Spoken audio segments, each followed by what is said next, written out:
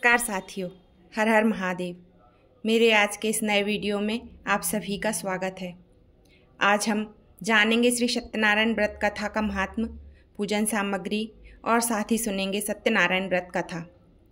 तो जानते हैं श्री सत्यनारायण व्रत कथा का महात्म्य। आज के समय में लालच, बेईमानी, लूटपाट, छल कपट, झूठ बोलना, अनैतिक कार्यों से धन कमाना जैसे पापाचार दिनों दिन बढ़ते जा रहे हैं। इन सब के फलस्वरूप मानव की मानवता समाप्त होती जा रही है और उसके सिर पर पापों का बोझ बढ़ता ही जा रहा है। लोगों के मन में शांति खत्म होती जा रही है और घर घर में क्लेश होने लगा है। ऐसे में इन समस्त विकृतियों से मुक्त होने के लिए और सुख शांति प्राप्त करने के लिए श्री सत्यनारायण भगवान का व्रत करना चाहिए। वस्तुतः श्री सत्यनारायण भगवान का व्रत करने से और व्रत कथा पढ़कर सुनकर प्रसाद ग्रहण करने से मनुष्य के समस्त पापों का नाश होता है, घर में सुख शांति विराजती है और व्रत करने वाले सभी व्यक्तियों की समस्त मनोकामनाएं पूरी होती हैं। श्री सत्यनारायण भगवान की व्रत कथा करने से प्राणी इस लोक में समस्त सुख भोग कर अंत में मोक्ष को प्राप्त करता है और जन्म मरण के बंधन से छूट जाता है। सत्यनारायण का अर्थ है सत्य का आचरण। असल में छल और कपट से दूर रहकर सदैव सत्य और ईमानदारी का व्यवहार करना ही श्री सत्यनारायण भगवान की वास्तविक पूजा है। आइए जानते हैं श्री सत्यनारायण व्रत कथा की पूजन सामग्री। आम के पत्तों की झालर, केले के पेड़ के पत्ते, स्वच्छ जल से भरा हुआ कलश, श्री सत्यनारायण भगवान की धातु की मूर्ति या चित्र, तुलसी दल, तांबूल यानी पान के पत्ते, गेंदे के फूल की मालाएं, रोली, चावल, धूप, पंजीरी भोग लगाने के लिए तथा पंचामृत। आइए जानते हैं श्री सत्यनारायण व्रत कथा की विधि। श्री सत्यनारायण भगवान का व्रत यूँ तो किसी भी दिन किया जा सकता है, परंतु पूर्णिमा और संक्रांति के दिन इसका विशेष महत्व है। सामान्यतः अन्य सभी प्रकार के व्रत सूर्योदय के समय स्नान आदि से निवृत्त होकर किए जाते हैं, लेकिन श्री सत्यनारायण भगवान का व्रत और पूजन सायंकाल के समय ही किया जाता है। श्री सत्यनारायण भगवान की पूजन एवं व्रत कथा की विधि इस प्रकार है। कथा वाले दिन सुबह व्रत रखें। सायंकाल के समय घर के आंगन या पूजा स्थल जहाँ भी कथा करनी हो को धो पोंछकर स्वच्छ कर लेना चाहिए। फिर लकड़ी के पटरे पर लाल रंग का कपड़ा बिछाकर उस पर श्री सत्यनारायण भगवान की मूर्ति अथवा चित्र को स्थापित करें। फिर पूजा की अन्य सामग्री सजाएं। तत्पश्चात गेहूं के आटे को भूनकर और उसमें बूरा मिलाकर पंजीरी बनाएं तथा इसमें केला, सेब, अमरूद आदि फलों के टुकड़े डालकर प्रसाद बनाएं। साथ ही पंचामृत बनाकर रख लें। तत्पश्चात स्नान करके या हाथ मुंह धोकर स्वच्छ कपड़े पहन लें। अब पूजा स्थल पर आसन पर बैठकर श्री गणेश, गौरी, वरुण, विष्णु आदि देवताओं का ध्यान करें। इसके बाद हाथ में पुष्प लेकर श्री सत्यनारायण भगवान का ध्यान करें और पुष्प भगवान के चरणों में समर्पित कर दें। फिर यज्ञोपवीत, धूप, नैवेद्य आदि से पूजन करें। अब सभी भक्तगण हाथ जोड़कर श्री सत्यनारायण भगवान से प्रार्थना करें कि हे भगवान, मैं पुष्प, जल, फल आदि से आपका पूजन कर रहा हूँ, कृपया इसे स्वीकार करें। आपदाओं से मेरी रक्षा करें और मेरे या मेरे परिवारजनों व मित्रजनों की सभी मनोकामनाएं पूरी करें। मैं आपको बारंबार प्रणाम करता हूँ। इसके बाद श्री सत्यनारायण भगवान की कथा कोई एक व्यक्ति पढ़कर सुनाए व शेष लोग शांतिपूर्वक सुने। कथा के बाद धूप, दीप या कपूर जलाकर उससे आरती गाते हुए पूजन करें। तत्पश्चात प्रसाद और पंचामृत का वितरण करके स्वयं भी ग्रहण करें। इसके बाद भोजन ग्रहण करें। भोजन में शाकाहार होना चाहिए। इस प्रकार श्री सत्यनारायण भगवान की पूजा करने वाले सभी स्त्री पुरुषों की समस्त मनोकामनाएं पूर्ण होती हैं। आइए अब सुनते हैं श्री सत्यनारायण भगवान व्रत की कथा। प्रथम अध्याय। द्वापर युग के समाप्त होने के बाद कलयुग के प्रारंभ में पवित्र तीर्थ स्थल नैमिषारण्य में आर्यावर्त के 88,000 ऋषि एकत्र हुए। उन ऋषियों ने सर्वश्रेष्ठ मुनि श्री सूत जी से पूछा, हे भगवान, कलयुग में मनुष्य के छल कपट और ईर्ष्या द्वेष के अधिक बढ़ जाने के कारण अशांति का वातावरण तेजी से बढ़ रहा है। मनुष्य धर्म कर्म को भूल गया है और निर्धनों के शोषण, असहायों पर अत्याचार करने और धर्म विरुद्ध आचरण में लिप्त हो गया है, जिससे वह पापों के बोझ से दबता जा रहा है। इस कठिन परिस्थिति में मनुष्य इन सभी विकृतियों से बचते हुए सुख शांति पूर्वक और बंधुजनों से मित्रता के साथ जीवन व्यतीत करता हुआ अंत में मोक्ष को कैसे प्राप्त करे। हे भगवान, मनुष्य के कल्याण के लिए ऐसा कोई उपाय बताइए जिससे मनुष्य को पुण्य मिले तथा उसके जीवन की सभी मनोकामनाएं पूरी हो सकें। शास्त्रों के सर्वश्रेष्ठ विद्वान श्री सूत जी ने कहा, हे ऋषियों, आपने जगत के कल्याण के लिए बहुत अच्छा प्रश्न किया है। अब मैं उस मंगलकारी व्रत को कहूँगा जिसके प्रभाव से सृष्टि के सभी प्राणी जीवन में सुख संपत्ति, वैभव और समृद्धि पाते हैं, जिनकी सारी मनोकामनाएं पूर्ण होती हैं। इस व्रत के विषय में एक बार देवर्षि नारद जी ने भी भगवान लक्ष्मी नारायण से पूछा था। तब शेष साई श्री विष्णु भगवान ने नारद जी से जो कथा कही थी, उसी कथा को मैं आज आप सभी से कहता हूँ। आप सभी ध्यानपूर्वक सुनें। एक बार देवर्षि नारद जी मानव के कल्याण की इच्छा से विभिन्न लोकों में घूमते हुए पृथ्वी लोक में पहुँचे।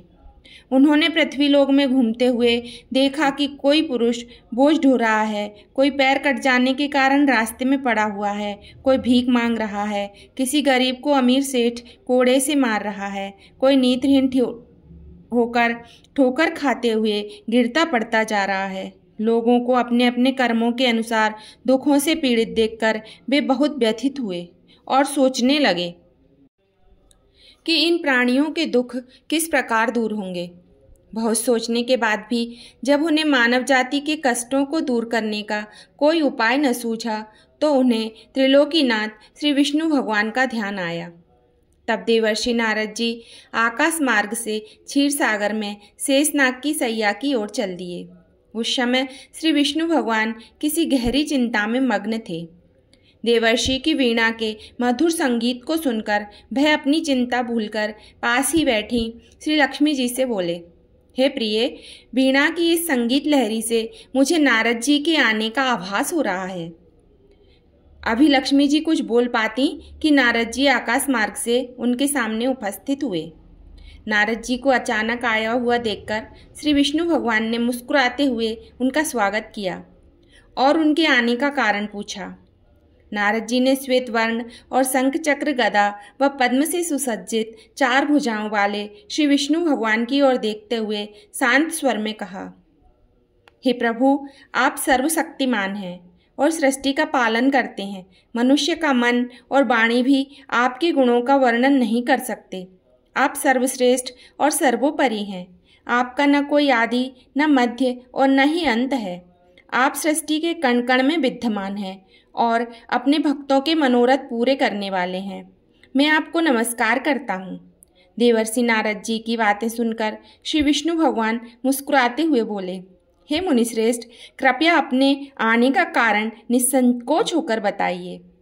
विष्णु भगवान के इस प्रकार पूछने पर नारद जी ने कहा, हे प्रभु, पृथ्वी लोक पर जन्म लेने वाले मानव अपने अपने कर्मों के अनुसार विभिन्न योनियों में रहकर अनेक प्रकार के दुखों से पीड़ित हो रहे हैं। हे तीनों लोकों के स्वामी, मुझ पर कृपा करते हुए कोई ऐसा उपाय बताइए जिससे उनका दुख दूर हो सके और वे सुख संपत्ति का भोग करते हुए मोक्ष प्राप्त कर सकें। इस पर सभी प्राणियों को जीवन देने वाले श्री विष्णु भगवान बोले, हे नारद, अब मैं ऐसा व्रत बता रहा हूँ जिसे करने पर विश्व के सभी स्त्री पुरुषों को पापों से मुक्ति मिलेगी, निर्धनता दूर होगी और मनुष्य सुख संपत्ति के साथ आनंद पूर्वक रह सकेगा, जीवन यापन करेगा। इस व्रत को करने पर उसकी सारी मनोकामनाएं पूरी होंगी। सारे प्राणियों के कष्टों को नष्ट करने वाला व्रत है श्री सत्यनारायण भगवान का व्रत। श्री सत्यनारायण भगवान के व्रत का पूर्णिमा और संक्रांति के दिन विशेष महत्व है। वैसे किसी भी दिन स्वच्छ होकर सायंकाल में कोई भी मनुष्य श्री सत्यनारायण भगवान की पूजा करे और श्रद्धापूर्वक प्रसाद तथा चरणामृत ग्रहण करे तो परिवार सहित उसका कल्याण होगा, उसकी सारी मनोकामनाएं पूरी होंगी और उसके घर में धन धान्य की कभी कोई कमी नहीं रहेगी। कलयुग से मनुष्य के मोक्ष के लिए यही एकमात्र सरल व उत्तम उपाय है। इति प्रथमो अध्याय। बोलो विष्णु भगवान की जय। द्वितीय अध्याय।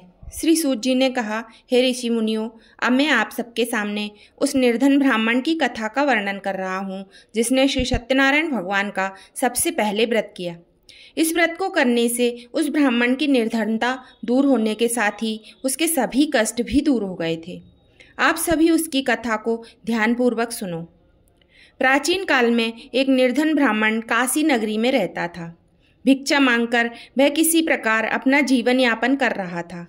जिस दिन भिक्षा नहीं मिलती थी उस दिन उसे भूखे पेट ही सोना पड़ता था।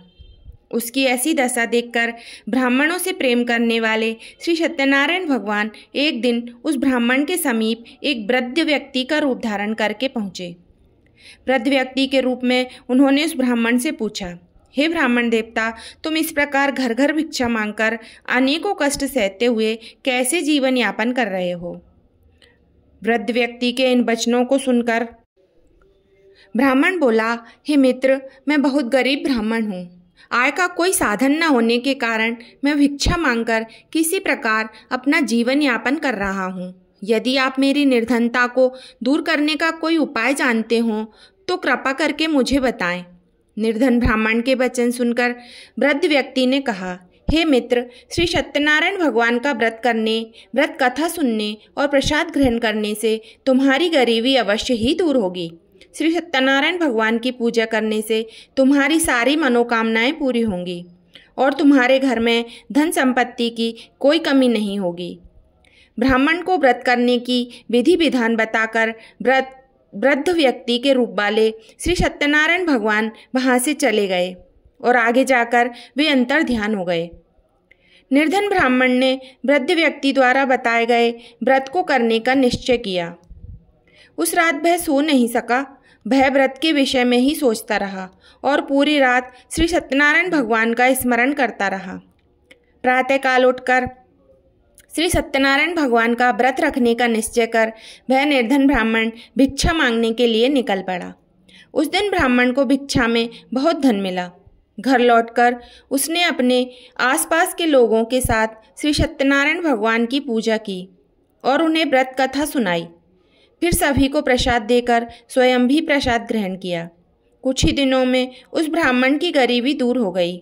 उसके घर में धन धान्य की वर्षा होने लगी।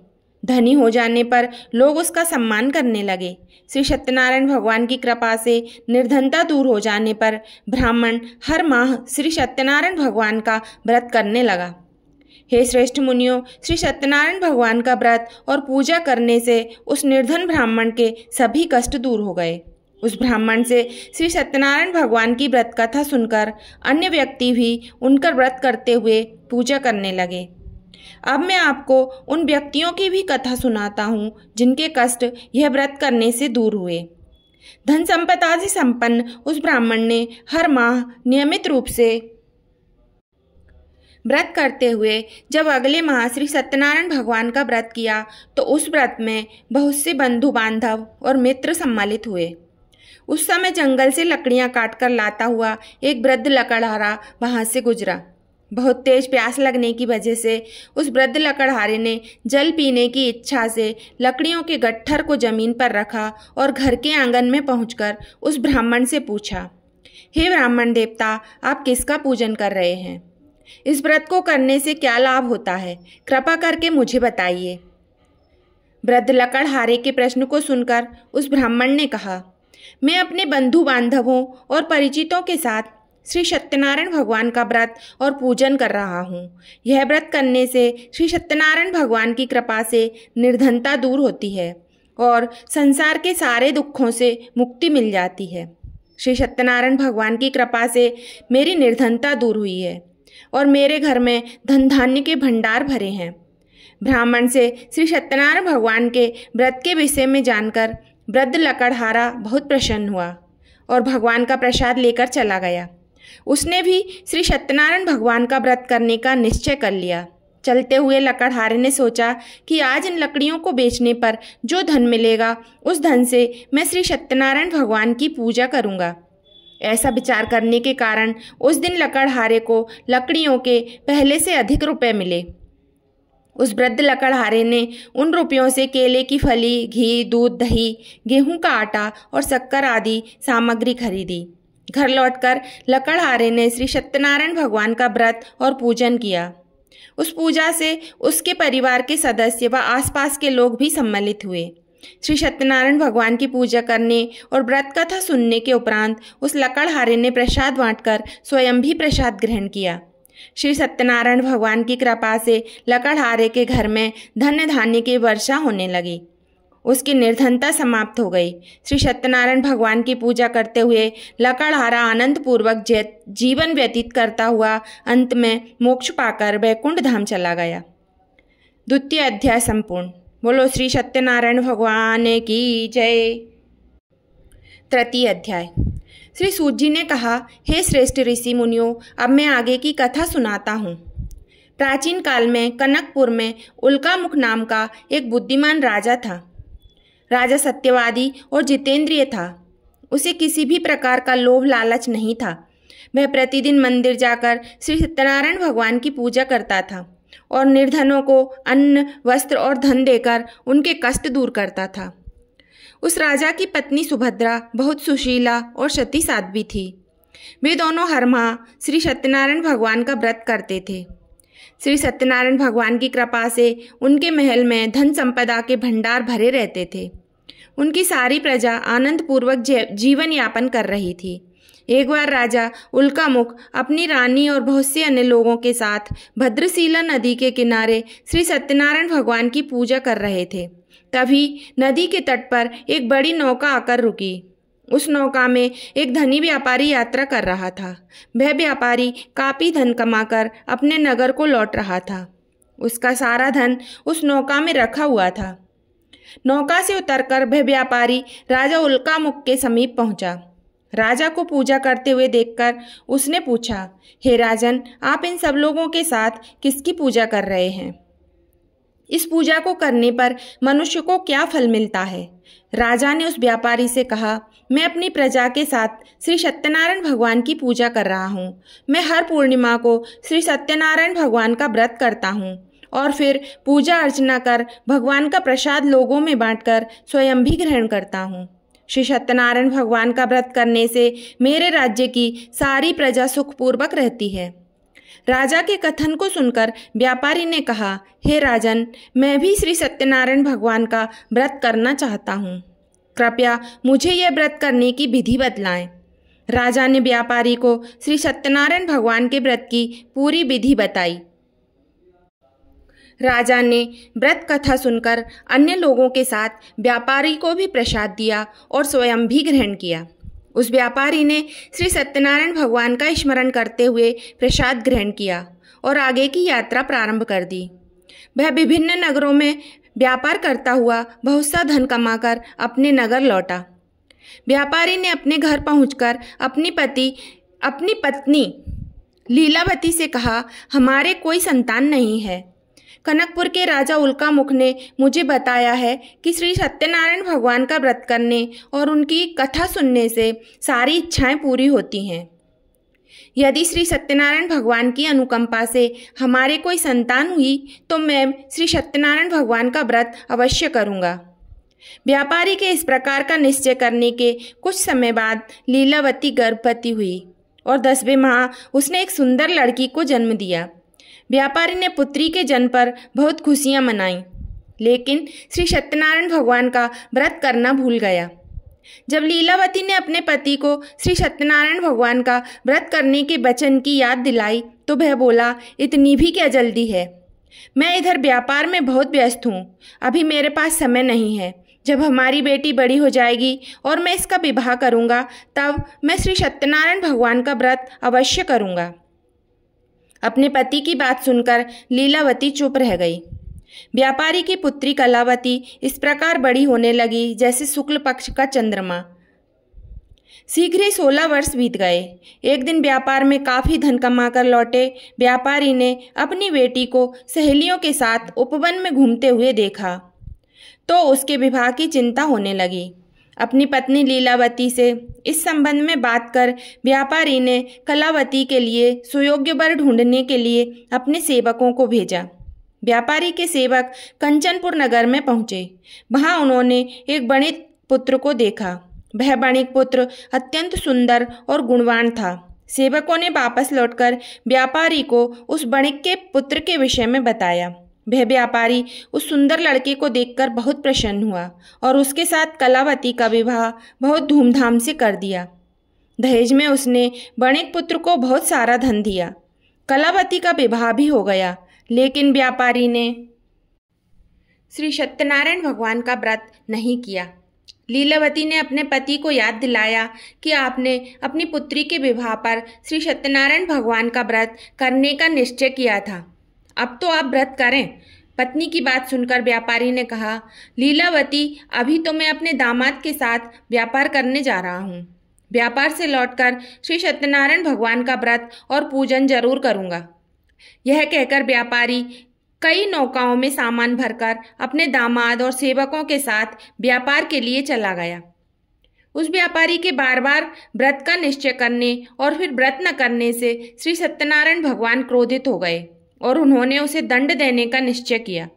व्यापारी अपने दामाद के साथ रत्नसारपुर नामक नगर में पहुंचकर व्यापार करने लगा। श्री सत्यनारायण भगवान की माया से कुछ चोर वहां के राजा के महल में चोरी करके भाग रहे थे। राजा के सैनिक उन चोरों का पीछा कर रहे थे। भागते हुए चोरों ने सैनिकों से बचने के लिए चोरी का माल अवसर पाकर व्यापारी की नावों में छुपा दिया। चोर खाली हाथ आसानी से भाग गए। चोरों का पीछा करते हुए सैनिक व्यापारी की नावों के पास पहुंचे। व्यापारी की नावों की तलाशी लेने पर उन्हें राजा का चोरी गया धन मिल गया। तब वे सैनिक उस व्यापारी और उसके दामाद को बांधकर राजा चंद्रकेतु के पास ले गए। राजा चंद्रकेतु ने उन दोनों को कारावास में डाल दिया और उनका सारा धन जब्त कर लिया। श्री सत्यनारायण भगवान के प्रकोप से इधर लीलावती भी कई मुसीबतों में पड़ गई। चोर उसके घर से सारा धन चुरा कर ले गए। घर में खाने के लिए भी अन्न नहीं बचा। भूख प्यास से व्याकुल व्यापारी की बेटी कलावती अन्न की चिंता में एक ब्राह्मण के घर गई। वहां श्री सत्यनारायण भगवान की व्रत कथा हो रही थी। कलावती ने भी वहां बैठकर व्रत कथा सुनी और प्रसाद लिया। फिर अपने घर लौटकर कलावती ने अपनी मां लीलावती को सारी बात बताई। कलावती ने श्री सत्यनारायण भगवान के व्रत की कथा की बात सुनकर लीलावती ने भी श्री सत्यनारायण भगवान का व्रत करने का निश्चय किया। अगले दिन लीलावती ने अपने परिवार और आसपास के लोगों के साथ श्री सत्यनारायण भगवान का पूजन किया और फिर सबको प्रसाद बांटकर स्वयं भी प्रसाद ग्रहण किया। लीलावती ने अपने पति और दामाद के शीघ्र घर लौट आने की कामना से श्री सत्यनारायण भगवान का व्रत किया था। लीलावती के विधि पूर्वक व्रत करने और प्रसाद ग्रहण करने से श्री सत्यनारायण भगवान प्रसन्न हो गए और उसकी मनोकामना पूरी की। उन्होंने राजा चंद्रकेतु को स्वप्न में दर्शन देकर कहा, हे राजन, यह व्यापारी और उसका दामाद बिल्कुल निर्दोष हैं। सुबह ही इन दोनों को छोड़ दो और इनका सारा धन भी लौटा दो, अन्यथा तुम्हारा सारा धन वैभव राज्य आदि नष्ट हो जाएगा। इतना कहकर श्री सत्यनारायण भगवान अंतर ध्यान हो गए। प्रातः होते ही राजा चंद्रकेतु ने अपने मंत्रियों और राज ज्योतिषी को रात के स्वप्न के बारे में बताया तो सभी ने व्यापारी और उसके दामाद को छोड़ देने के लिए कहा। राजा चंद्रकेतु ने तुरंत उन दोनों को छोड़ दिया, उनका सारा धन भी लौटा दिया। इस प्रकार श्री सत्यनारायण भगवान की कृपा से वे दोनों खुशी खुशी अपने नगर की ओर चल दिए। तीसरा अध्याय संपूर्ण। बोलो श्री सत्यनारायण भगवान की जय। चतुर्थ अध्याय। श्री सूत जी बोले, उस व्यापारी ने अपने दामाद के साथ शुभ मुहूर्त में नौकाओं से रत्नपुर से प्रस्थान किया। लंबी यात्रा करने के बाद एक नगर के तट पर नौकाओं को रोककर दोनों ने भोजन किया। और फिर विश्राम करने लगे। जब नदी किनारे वो दोनों विश्राम कर रहे थे, तभी श्री सत्यनारायण भगवान साधु के रूप में वहां पहुंचे। उन्होंने व्यापारी के समीप पहुंचकर पूछा, हे वणिक, तेरी नौकाओं में क्या सामान है? मन ही मन यह सोचकर कि दंडी साधु अवश्य ही कुछ मांगने की इच्छा से सामान के विषय में पूछ रहा है, व्यापारी ने झूठ बोल दिया, हे दंडी स्वामी, मेरी नौकाओं में तो बेलपत्र और पत्ते भरे हुए हैं। व्यापारी के झूठे वचन सुनकर श्री सत्यनारायण भगवान ने कहा, हे वैश्य, तुम्हारा वचन सत्य होगा। इतना कहकर दंडी वेशधारी श्री सत्यनारायण भगवान वहां से चले गए। उधर वह व्यापारी दंडी साधु को वहां से खाली हाथ लौटाकर बहुत खुश हुआ, लेकिन अगले ही पल उसकी सारी खुशी समाप्त हो गई। व्यापारी ने जब अपनी नौकाओं में बेल और पत्र देखे तो वह विलाप करने लगा। रोते रोते व्यापारी मूर्छित होकर गिर पड़ा। कुछ देर बाद जब उसकी मूर्छा दूर हुई तो वह पुनः विलाप करने लगा। तब उसके दामाद ने कहा, आप दुखी मत होइए, यह सब उस दंडी साधु के श्राप की वजह से हुआ है, अतः हमें उसकी शरण में जाना चाहिए। वही साधु हमें इस विपत्ति से छुटकारा दिलाएंगे। दामाद के वचन सुनकर वह व्यापारी दंडी साधु को खोजने चल दिया। थोड़ी देर ढूंढने के बाद उन्हें एक वृक्ष के नीचे दंडी साधु के रूप में श्री सत्यनारायण भगवान फिर मिल गए। व्यापारी ने दंडी साधु के चरणों में गिरकर झूठ बोलने के लिए क्षमा मांगी। दंडी रूपधारी श्री सत्यनारायण भगवान ने कहा, हे वणिक, तेरे बार बार झूठ बोलने की वजह से ही मैंने तुझे इतना दंड दिया है। तूने बार बार श्री सत्यनारायण भगवान अर्थात मेरी पूजा करने का प्रण किया, लेकिन कभी पूजा नहीं की। तब व्यापारी ने हाथ जोड़कर कहा, हे भगवान, आप तो दीन दुखियों के कष्ट दूर करने वाले हैं, सबकी मनोकामनाएं पूरी करते हैं। मेरी इस गलती को क्षमा करें। आपके रूप को तो ब्रह्मा आदि भी नहीं जान पाते, फिर भला मैं अज्ञानी कैसे आपकी लीला को समझ सकता हूँ। अब मैं सदैव श्री सत्यनारायण भगवान का व्रत और पूजन किया करूँगा, आप मुझ पर कृपा करें। व्यापारी की क्षमा याचना सुनकर दंडी साधु रूपी भगवान ने उसे क्षमा कर दिया। तभी व्यापारी की नौकाओं में भरे हुए बेल और पत्ते पुनः धन धान्य में परिवर्तित हो गए। व्यापारी ने अपने दामाद और सेवकों के साथ अगले दिन श्री सत्यनारायण भगवान का व्रत और पूजन किया। सबको प्रसाद बांटकर स्वयं भी प्रसाद ग्रहण किया। फिर व्यापारी ने अपने नगर की ओर प्रस्थान किया। अपने नगर पहुंचकर व्यापारी ने एक सेवक को अपने घर भेजा। सेवक ने उसके घर पहुंचकर लीलावती को व्यापारी के पहुंचने की सूचना दी। लीलावती और कलावती दोनों श्री सत्यनारायण भगवान की पूजा कर रही थीं। पति दामाद के लौटाने का समाचार सुनकर लीलावती ने पूजा पूरी करके प्रसाद ग्रहण कर अपनी बेटी कलावती से कहा, बेटी, मैं नदी किनारे अपने पति के दर्शन को जा रही हूँ, तू घर का काम पूरा करके आ जाना। यह कहकर लीलावती नदी की ओर चली गई। पति से मिलने की खुशी में कलावती प्रसाद ग्रहण किए बिना ही घर से निकलकर नदी किनारे पहुंच गई। उसके प्रसाद ग्रहण न करने पर श्री सत्यनारायण भगवान क्रोधित हो गए। उन्होंने व्यापारी की नौकाओं को उसके दामाद सहित नदी में डुबो दिया। अपने पति को वहां न पाकर कलावती जोर जोर से रोने लगी। तब व्यापारी ने कहा, पुत्री, अवश्य ही तुझसे कोई भूल हुई है, जिससे श्री सत्यनारायण भगवान ने तुझे यह दंड दिया है। तब व्यापारी ने श्री सत्यनारायण भगवान से प्रार्थना की, हे भगवान, मेरे परिवार के किसी सदस्य से कोई भूल हुई हो तो उसे क्षमा करो।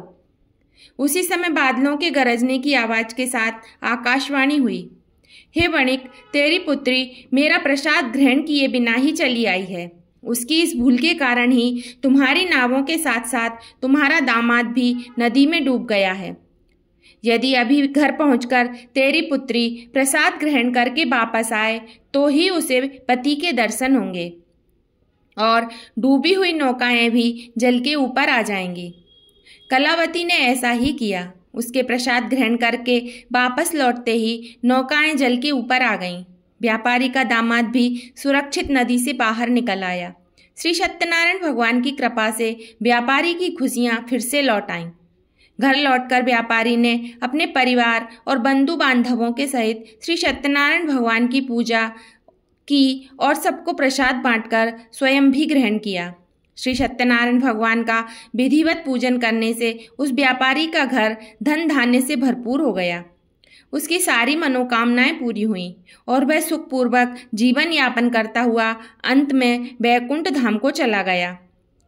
चतुर्थ अध्याय संपूर्ण। बोलो श्री सत्यनारायण भगवान की जय। पंचम अध्याय। श्री सूत जी बोले, हे ऋषि मुनियों, मैं ये कन्या कथा भी सुनाता हूँ। आप सभी चिंता मुक्त होकर यह कथा सुनो और जीवन में इस कथा का आचरण करो। कौशलपुर में तुंगध्वज नाम का एक राजा था। उसके नगर की प्रजा उसकी छत्र छाया में सुखपूर्वक रह रही थी। वह राजा अपनी प्रजा के सुख दुख का बहुत ध्यान रखता था, लेकिन एक बार उसने भी श्री सत्यनारायण भगवान का प्रसाद ग्रहण नहीं किया। तब सभी को चिंता मुक्त करके धन संपत्ति से भंडारों को भरकर प्राणियों को जीवन के सारे सुख देने वाले श्री सत्यनारायण भगवान ने राजा को प्रसाद ग्रहण न करने का दंड दिया। एक दिन राजा तुंगध्वज जंगल में हिंसक जानवरों का शिकार करने के लिए गया था। शिकार के पीछे तेजी से घोड़ा दौड़ाते हुए वह अपने सैनिकों से अलग हो गया। राजा ने कई हिंसक जानवरों का शिकार किया। शिकार की दौड़ धूप से वह बहुत अधिक थक गया था। कुछ देर विश्राम करने के लिए वह एक बड़े वृक्ष के नीचे जाकर बैठ गया। समीप ही कुछ ग्वाले श्री सत्यनारायण भगवान का पूजन कर रहे थे। राजा तुंगध्वज उनके पास से गुजरा, लेकिन उसने श्री सत्यनारायण भगवान को नमस्कार नहीं किया और जाकर वृक्ष के नीचे बैठ गया। ग्वालों ने पूजा करके राजा को प्रसाद दिया तो राजा ने उनको छोटे लोग समझकर वह प्रसाद ग्रहण नहीं किया और घोड़े पर सवार होकर अपने नगर की ओर चल पड़ा। नगर में पहुंचकर राजा को अनेकों प्रकार के अपशकुन दिखाई देने लगे। महल के पास पहुंचते ही राजा बुरी तरह चौंक गया और साथ महल में आग लग गई थी। जल्दी पूरा महल जलकर राख हो गया और साथ ही उसकी पत्नी, पुत्र, पुत्री आदि भी जल गए। राजकोष भी जलकर नष्ट हो गया। श्री सत्यनारायण भगवान के प्रकोप से राजा का सब कुछ नष्ट हो गया। तब राज ज्योतिषी ने राजा से कहा, महाराज, आपसे अवश्य ही कोई भूल हुई है। अगर आप उस भूल का प्रायश्चित कर लेंगे तो सब कुछ पहले की तरह हो जाएगा। राजा को तुरंत अपनी भूल का ध्यान आया। फिर मंदिर में जाकर राजा ने श्री सत्यनारायण भगवान से क्षमा मांगी और उनकी पूजा की। पूजा के बाद प्रसाद ग्रहण करने पर श्री सत्यनारायण भगवान की कृपा से राजा का महल पहले की तरह प्रकट हो गया। महल में रानी, पुत्र, पुत्री आदि भी सकुशल मिल गए। फिर राजा दीर्घकाल तक श्री सत्यनारायण भगवान की पूजा करता रहा। उनकी पूजा करने और प्रसाद ग्रहण करने से राजकोष बढ़ता रहा। राजा ने भी प्रजा के सुखों के लिए उस धन का खूब उपयोग किया, लेकिन श्री सत्यनारायण भगवान की अनुकंपा से राजकोष कम नहीं हुआ। जीवन के सभी सुखों को भोगकर अंत में राजा तुंगध्वज वैकुंठ धाम गया और मोक्ष प्राप्त किया। इस प्रकार जो भी व्यक्ति श्री सत्यनारायण भगवान का व्रत और पूजन करता है, उसके सारे दुख व चिंताएं दूर हो जाते हैं। उसके घर में धन धान्य के भंडार भरे रहते हैं। पूरा परिवार आनंद पूर्वक रहता है। श्री सत्यनारायण भगवान की कृपा से सारी विपत्तियां दूर हो जाती हैं। निसंतानों को संतान मिलती है और सारी मनोकामनाएं पूरी होती हैं। अंत में मनुष्य मोक्ष को प्राप्त कर सीधे वैकुंठ धाम जाता है। श्री सूत जी ने कहा, हे श्रेष्ठ मुनियों, पूर्व जन्म में जिन लोगों ने श्री सत्यनारायण भगवान का व्रत किया, उन्हें अगले जन्म में भी सभी तरह के सुख मिले। वृद्ध सतानंद ब्राह्मण ने पूर्व जन्म में श्री सत्यनारायण भगवान का विधिवत व्रत किया था, तो अगले जन्म में उसने सुदामा के रूप में भगवान की पूजा करते हुए अंत में मोक्ष प्राप्त किया और वैकुंठ धाम चला गया। उल्कामुख नामक राजा अगले जन्म में राजा दशरथ के रूप में उत्पन्न हुए और मोक्ष प्राप्त कर वैकुंठ को गए। व्यापारी ने मोरध्वज के रूप में अगला जन्म लिया और अपने पुत्र को आरे से चीरकर भगवान की अनुकंपा से मोक्ष प्राप्त कर वैकुंठ धाम को गया। राजा तुंगध्वज ने मनु के रूप में अगला जन्म लेकर भगवान की पूजा पाठ करते हुए लोकप्रिय होकर सत्कर्म करते हुए मोक्ष प्राप्त किया और वैकुंठ धाम को चले गए। हे ऋषि मुनियों, श्री सत्यनारायण भगवान का व्रत और पूजन मनुष्य को सभी चिंताओं से दूर करके धन धान्य के भंडार भरकर अंत में जन्म जन्मांतर के चक्रव्यूह से मुक्ति दिलाकर मोक्ष प्रदान करता है। इति पंचम अध्याय संपूर्ण। बोलो श्री सत्यनारायण भगवान की जय। तो ये थी भगवान सत्यनारायण व्रत की कथा। यदि आपको ये कथा और ये जानकारी पसंद आई हो तो मेरे चैनल को सब्सक्राइब करें, शेयर करें और कमेंट में हर हर महादेव भी ज़रूर लिखें। हर हर महादेव।